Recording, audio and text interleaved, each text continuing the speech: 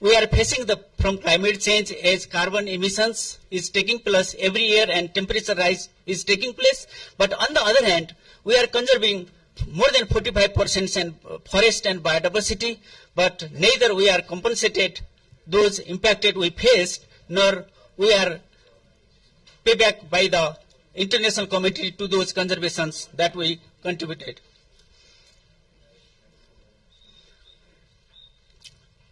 In this Sagarmatha Samvad, we would like to focus mainly 4 objectives. First one is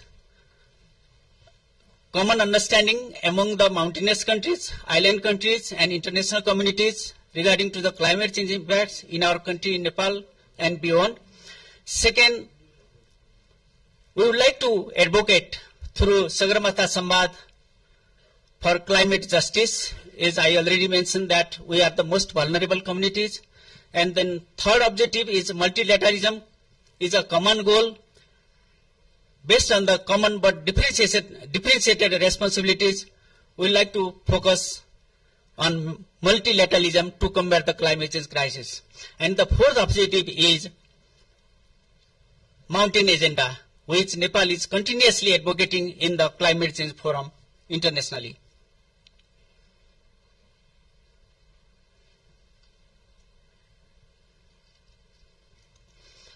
In order to organize Sagarmatha Samvad, we propose one steering committee which is led by Foreign Minister and other various high-level officials from the government of Nepal. And at the same time, we are proposing management committee to manage the Samvad from today to until the Samvad will be held. At the same time, we are proposing the Sagarmatha Samvad Secretariat, and we are working together with Prime Minister Office, Ministry of Foreign Affairs, and Ministry of Forest and Environment. Here I would like to recall one proverb from African countries that if you want to go fast, go alone. If you want to go far, go together. Definitely in climate change agenda, Nepal would like to go far together with international communities and all segments of the society. During the Sagarmatha Samvad, we would like to discuss various topics related to climate change, including the urgency to address the mountain agenda, and similarly food security, nature-based tourism, clean and green economy, climate justice, and many others. These are the definitely we will discuss together with various partners in the future with the management committee and advisory committee, and we will choose the appropriate and most emerging topics to discuss in the dialogues. And in the dialogue, we are not only going to discuss about only Nepal and climate change impact in Nepal. Definitely we will discuss together with international committee and beyond throughout the Hindu-Kush Himalayan regions and throughout the globe. Thank you very much.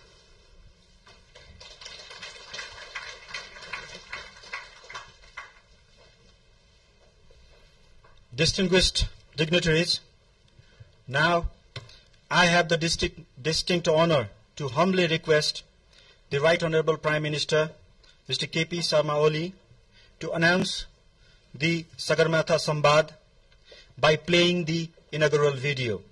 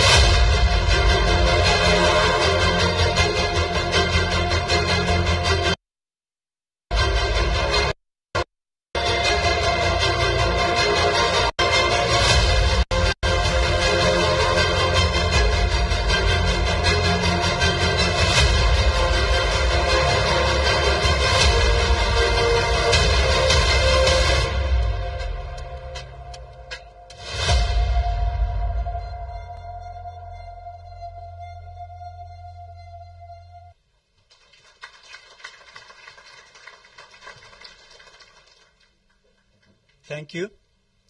May I now humbly request the Right Honorable Prime Minister for his address.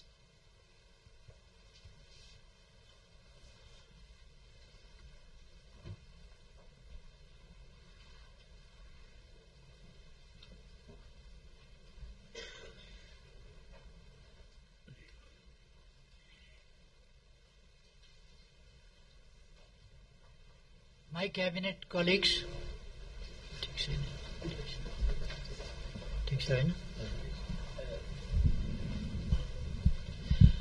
my cabinet colleagues, Your Excellency and Excellency the ambassadors, representatives of international organizations, friends from media, all dignitaries, ladies and gentlemen. I thank you all for accepting our invitation to attend the announcement ceremony of the Sagram Samvad.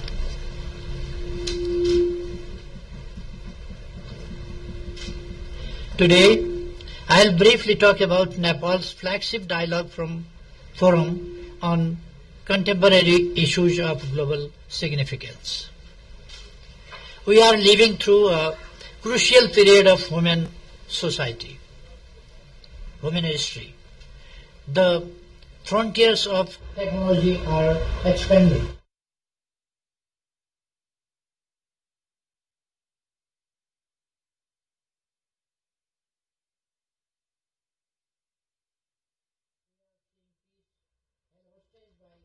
Conflicts in many parts of the world. Multilateralism is facing a crisis of confidence.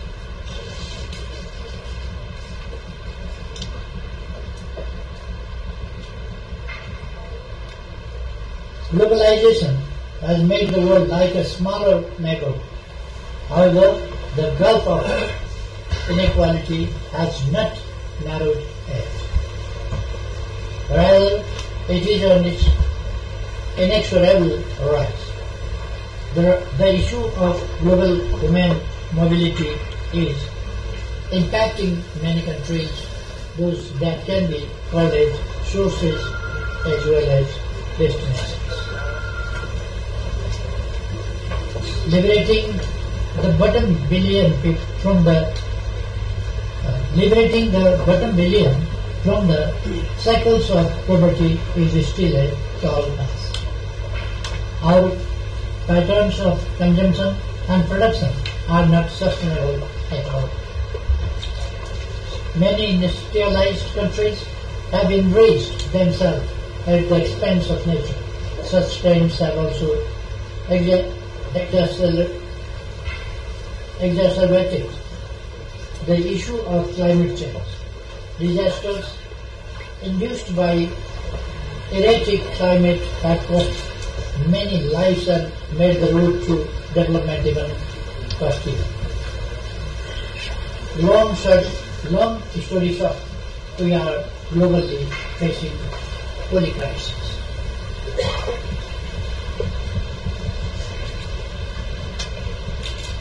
Then the question arises, how did we arrive at this stage and what can we do about it? In responding to these questions, I recall the Sanskrit maxim of Vade Vade Jayate Tattva. This means knowledge is produced through discourses that underscores the value of deliberation to distill the truth. This is my conviction too. The response to my melodies of today should rest on collective contemplation and shared reflections. An open dialogue is crucial to address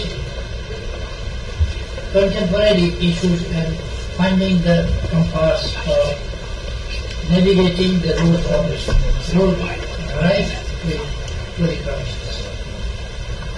It is with this realization that the idea of Sagram Samvad was conceived in 2019.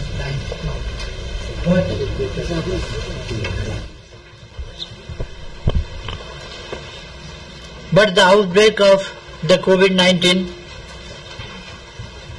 pandemic stalled our initial plans to host the first edition of this dialogue. Dear all, there is indeed no lack of dialogue forums in the world. In such a context, Nepal Sagarmatha Sambad or Sagarmatha dialogue will add value for at least 3 regions. First, the domestic success stories of Nepal. While it is easy to succumb to cynicism, we must not forget the gains that Nepal has made in recent years. Our homegrown peace process has much to offer to the world.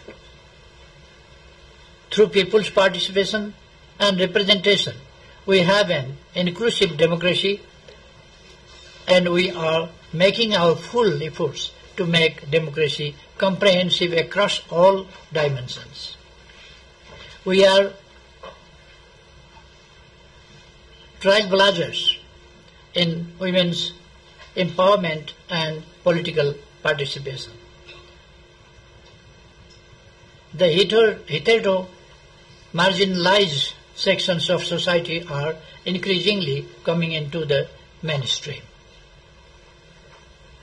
With political issues largely settled, we are fully focused on socio-economic transformation. Our national aspiration, prosperous Nepal, happy Nepali, is rooted in economic equity and social well-being. Second, the unique historical outlook of Nepal. Historically, we have a long legacy as a land of sages and seekers. The wisdom of ancient philosophers still resonates today. This has shaped our worldwide to seek.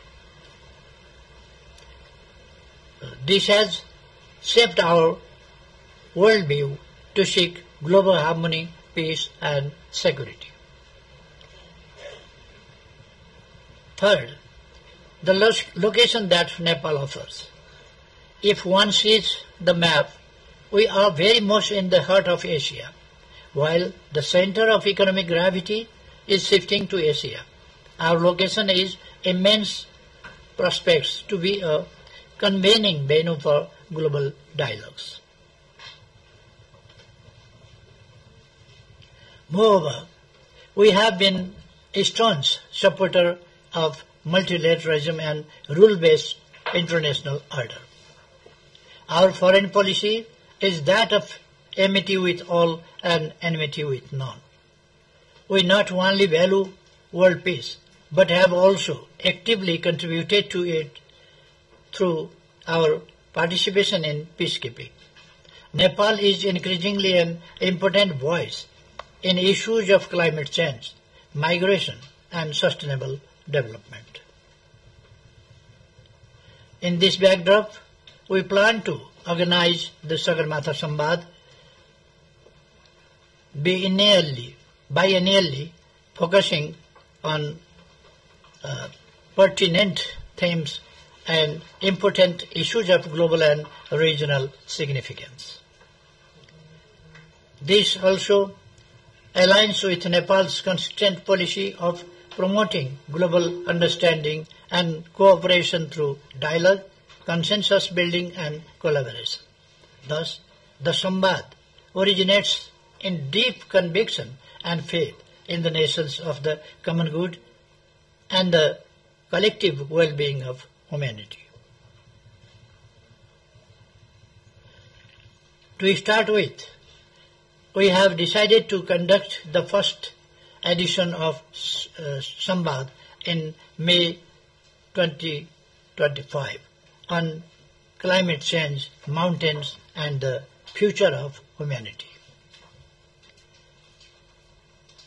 While we announce the Sambad today, we are also expressing the solidarity with the urgent call reflected in UN's International Year of Glaciers Preservation 2025 to preserve the fast receding glaciers and the raise awareness on the importance of Earth's rare resources like snow-capped Himalaya and slow-moving but fast depleting glaciers.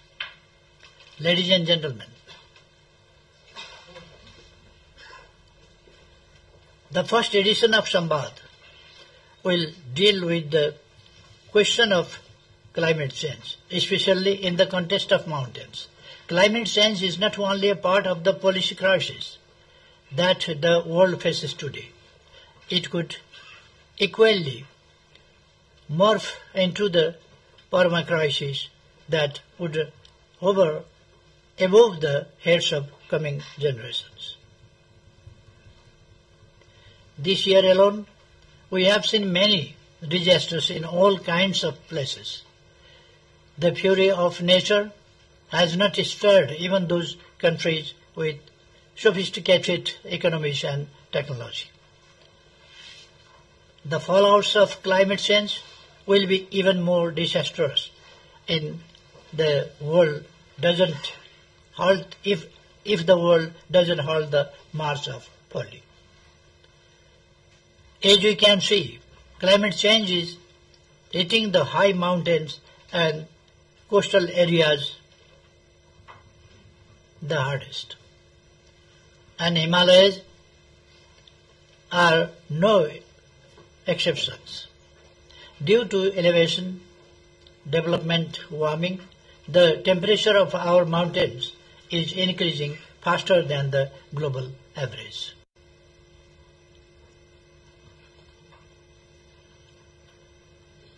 Nepal's snow-capped mountains serve as a natural stabilizer for the planet's climate.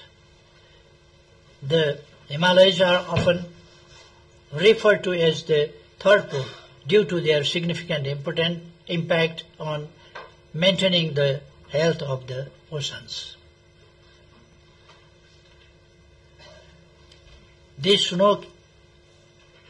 snow-clad peaks function as heat sinks.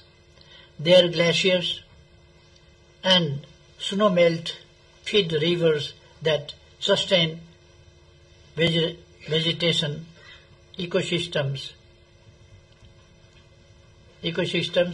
and the lives of the people living downstreams. The global water tower is sadly drying out. Indeed, there is an inherent connection between mountains and oceans, with many ecosystems relying on each other. Consequently, any ecological changes in the mountains can have widespread effects around the planet, including impacts on coastal regions, small islands, states, and oceans. The rapid melting of snow and unpredictable precipitation have transformed once snow-clad, glittering white mountains into black rocks. Our naked eyes can see the fast depleting ice coverage in Ganesh, Dorje, Lakpa, Himal from the roof of the buildings. And the worry is not that the mountains are becoming less picturesque. It is not a question of whether the mountains are still photographic. The very survival of people, societies, and culture is at the stake in the context of climate disasters. What we went through in 2024 in Thame is the Everest region during the glacier lake, in the Everest region during the glacier lake outburst flood, and in Bagmati province during the incessant post-monsoon powering were natural emergencies posing threat to survival, sustenance, and progress of a mountainous country like Nepal. such incidents have now become more routine phenomena rather than rare disasters.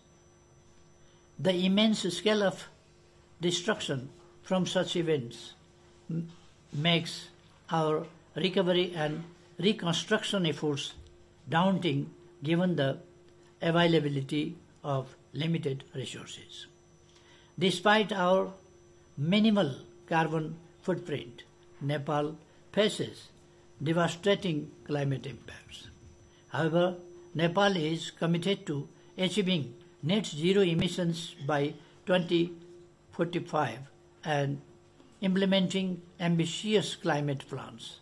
We have expanded forests, promoted clean energy, and safeguarded biodiversity. Yet our efforts alone cannot suffice, and we cannot forever overcompensate for the complacency of those who are historically responsible for the climate crisis. And I believe that the first edition of Sagarmatha Samvad will provide an open platform to discuss these issues in earnest. We look forward to your full support to make the Sagarmatha Samvad a success. I firmly believe this platform will inspire collaboration, innovative solutions, and renewed political will. I urge friendly nations, the international community, and organizations to join hands with us in making the Samvad a success. Together we can forge a sustainable and equitable future, a future of resilience against polycrisis. I thank you. Thank you all.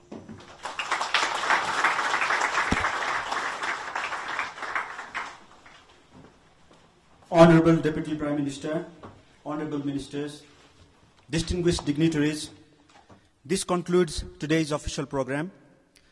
I would like to request all dignitaries, ambassadors and participants to join the high tea arranged in the courtyard on the ground floor. Our colleagues will guide you to the courtyard. Thank you very much.